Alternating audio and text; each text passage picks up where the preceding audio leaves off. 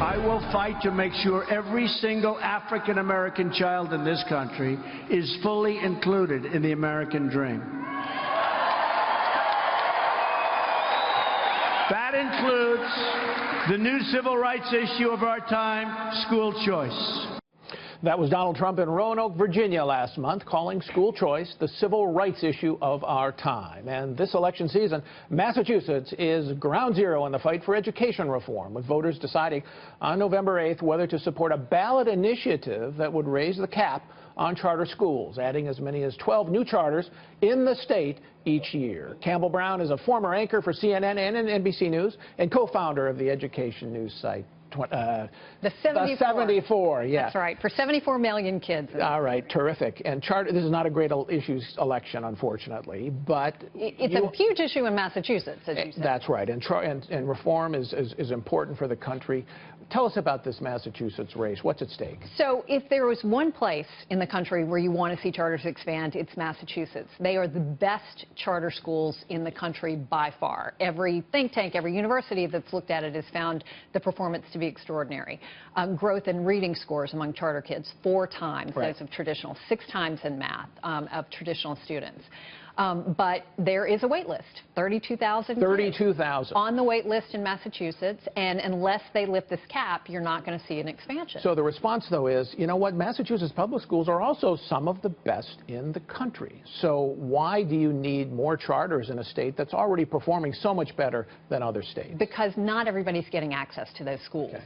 This cap would expand charters only in 9 out of 351 communities, and those 9 communities are where the poorest kids live, where the schools are failing, and they have no other option. And what's so cynical and horrible about what the other side has done here is they've gone into largely wealthy white communities that have great schools in there and lied to people there and said, if this passes, they're going to siphon money away from your schools and give them to these new charters. It's a lie, but they're on the air with these ads, and it's doing real damage. Charlie Baker, the governor, Trump Republican governor, tried to get this legislation through the Democratic legislature and failed, and then he went to the ballot. And now that's why this is... And he may be able to get it. It's very close if you look at the polls right now. But he is one of, if not the most popular governors in the country. I think he's at 68% approval rating with Democrats and a 74% approval rating with Republicans.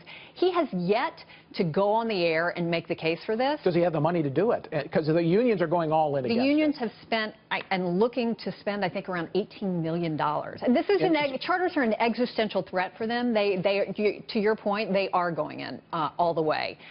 There's a big fundraising campaign to try to help Baker get this across the finish line. And the hope is people are just now tuning into the issue because there's been so much other noise in the campaign, and that if he can be out there these last few weeks, it'll make a difference. Are there safeguards in the referendum that would make sure that this point about siphoning off dollars from the public schools is not accurate? It's simply not true. Their charters are about 4% of the schools in Massachusetts. They get 4% of the money. If this passes and they lift the cap, it'll be 6.5% of the school funding. It's just a ridiculous argument, but it's effective. And by the way, charters are public schools. They are public schools. These aren't private schools. No. These aren't, just for rich Harvard sons and daughters. These are kids just who need a public education like everybody else. Let's turn to the presidential campaign, and it's really interesting to me. The biggest change here, in a way, Donald Trump not so much in the sense that Mitt Romney was also for education reform, but Hillary Clinton has taken a step back from where Barack Obama was in supporting charters, for example, where her husband was in supporting charters. How do you read what she's done in the campaign? I think it's been incredibly disappointing because she was a champion. You're right. Her husband was the first president who created a stream of federal funding to go to high-performing charter schools.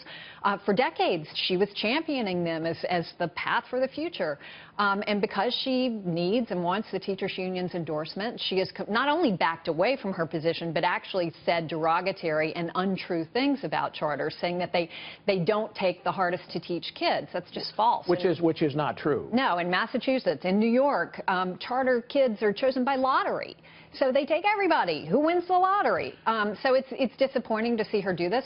I understand why she's doing it, but it's purely cynical politics. Let's step back a little bigger picture for a second. What is the state of the school reform, school choice movement in the United States? Where do we stand? Well, unfortunately, this has been such an unusual campaign. There's been, for I think, a whole host of unusual reasons, not a lot of discussion about education. We know that. But we have to look beyond what happens on November 8th and have a much, whether it's led by Paul Ryan or other leaders at the federal level, it's very easy for Republicans to say this is a state issue. We don't have to get involved in this.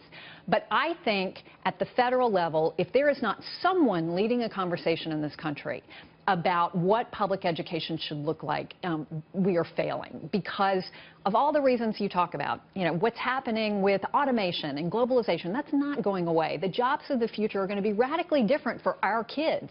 We have to change the way we educate our kids in order to prepare them for that. And someone's got to lead that conversation. And we will continue with that conversation. Thank you, Campbell.